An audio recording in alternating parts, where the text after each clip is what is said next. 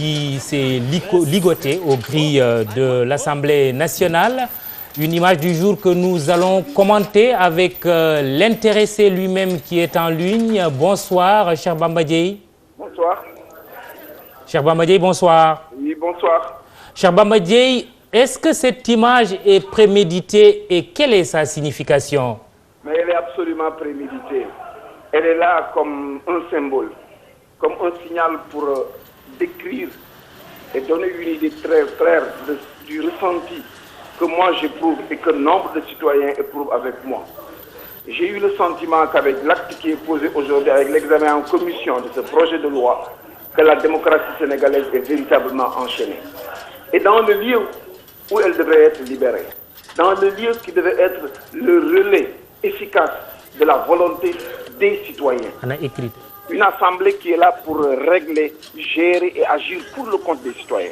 J'ai eu à constater par moi-même qu'en réalité que cette assemblée a été complètement prise au piège et est devenue prisonnière des 4 volontés du président de la République qui a voulu aujourd'hui poser avec ce projet le moyen le plus habile pour passer au premier tour et avec un peu plus de 25%. Cher Bamba Dièye, on sait que vous appartenez à la minorité parlementaire.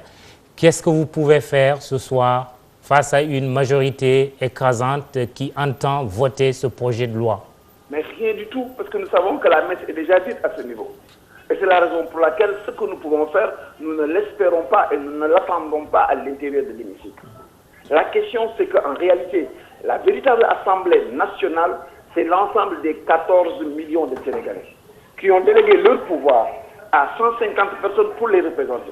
Mais lorsque ces 150 personnes ont été déviées, aujourd'hui ont pour préoccupation de relayer les volontés du président de la République, je pense que le peuple et les citoyens doivent se ressaisir de leur liberté et de leur pouvoir. Et c'est la raison pour laquelle, lorsque je me suis senti prisonnier, enchaîné à l'intérieur d'un système démocratique qui aujourd'hui fait la promotion de thèses antidémocratiques, j'ai voulu donner ce symbole et interpeller la conscience collective de chaque citoyen pour qu'en réalité nous nous posions la bonne question. Pouvons-nous continuer à agir de la sorte? Pouvons-nous fermer les yeux?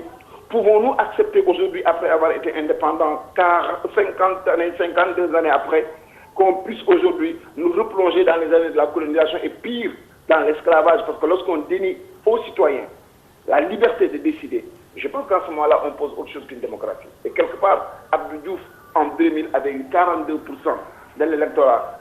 Et pourtant, il a été battu au deuxième tour. 12 années après, on voudrait nous faire avaler cette pure amère qui consiste à ce qu'un individu puisse avoir 25% et plus pour passer. Je trouve que ce n'est pas acceptable. Merci, cher Bamba Dièye, député à l'Assemblée nationale. Nous avons sur ce plateau Mamadou Thiam, bonsoir. Bonsoir. Vous êtes chroniqueur et spécialiste de la communication politique.